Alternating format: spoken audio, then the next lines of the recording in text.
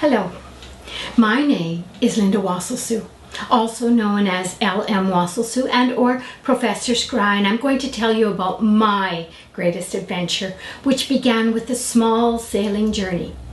One summer, Jack and I sailed around Vancouver Island, not for one moment imagining that it would lead to something much more wonderful, memorable, and unbelievably amazing.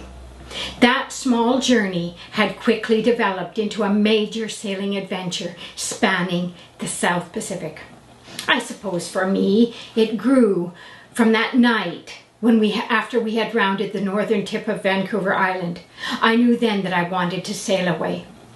We had sailed offshore primarily for the experience of it, and I took the night watch, though to be honest, there wasn't anything to watch out for. The moon was bright, reflecting from the ocean, and I could see for miles. Just before dawn, the fog rolled in, and when it was light enough to see, I discovered that a small bird had taken refuge, or was resting, on the foredeck of the boat. We looked curiously at each other for a long while, until it flew away and was gone. I knew at that moment that I had the fever, to leave the security of the Gulf Islands and to sail into the sunset. So we began with a passage to Alaska, then sailed down the west coast of the United States, on to various places in Mexico, and from Manzanillo, Mexico, took a sharp right-hand turn into the South Pacific. After 28 days, we arrived in French Polynesia, sailed on to the Cook Islands, Niue, Fiji, Tonga, and New Zealand. After a much-needed rest, we headed back to the islands, Vanuatu and New Caledonia, before ending our great adventure in Australia. We often talked to our friends about what we had done, our great adventure, which inspired them to ask if we had encountered any storms, and we'd reply, no, not really. And their disappointment was always very clearly shown on their faces. But we did have squalls, weather, and rocky seas, leaving me wondering at what point does any of those become storms. Squalls were great. I'd watch for them, grab the shampoo and conditioner, and race to the aft deck. It was the absolute best way to have a shower, as nature had intended, and a great way to conserve our precious water supply. There was, however, one occasion when we experienced an unforeseen weather change. We had reached the midpoint of our first passage from Mexico to French Polynesia. It was just after crossing the equator. We had sailed into the doldrums, where at certain times of the year the wind is virtually non-existent. We were flying the biggest jib sail that we had on board, trying to gain as much speed as possible. It was 2 o'clock in the morning. I was just going off night watch and Jack was going on when a wind came up, a squall, we both thought. But as it seemed to be getting stronger, I stayed up on deck and we sat together. By the time we realized that it was more than a squall, it was too late to reef down or reduce sail.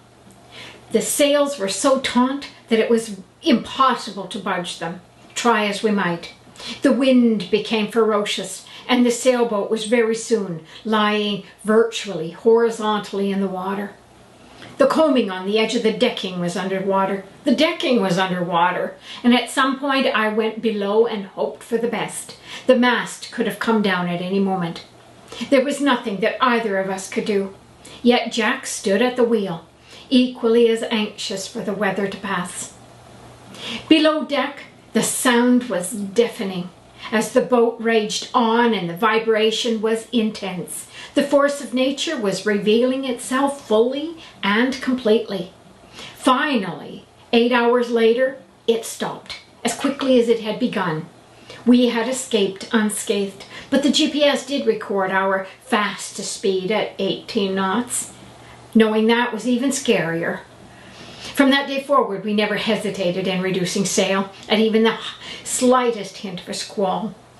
We never really knew for sure when it would come. But sometimes the sea can be unpredictable, and a rogue wave might come out of nowhere, or because of a weather system many miles away, the sea can suddenly become rough. One night we were sailing from Rarotonga in the Cook Islands to one of its very remote atolls, Palmerston. And as it often was, we left dock at the same time as many others, knowing full well that we would be last arriving at Palmerston. Our boat was heavy and slow, the perfect ocean-going vessel, and we believed in sailing, not motor sailing, a way to speed the journey along. It had grown dark, and we knew that the others in our flotilla had reached the next destination. The sea became rough, and by chance we ended up inside the large curl of a wave, and the boat slid down, down, down. It was a moonless night, black as the ace of spades, and I was wide-eyed, wondering if we would survive.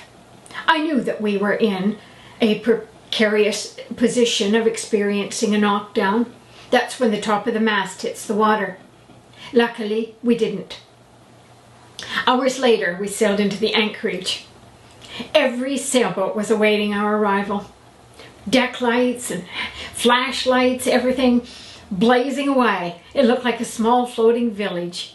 Our friends were lighting our way. We spent 5 full years on sailing vessel Wintersea, and it was a journey that goes far beyond what I can describe in a few short sentences, and far exceeds a few occasions of stormy weather. I have no regrets, and it truly was the best, most wonderful adventure that anyone could experience.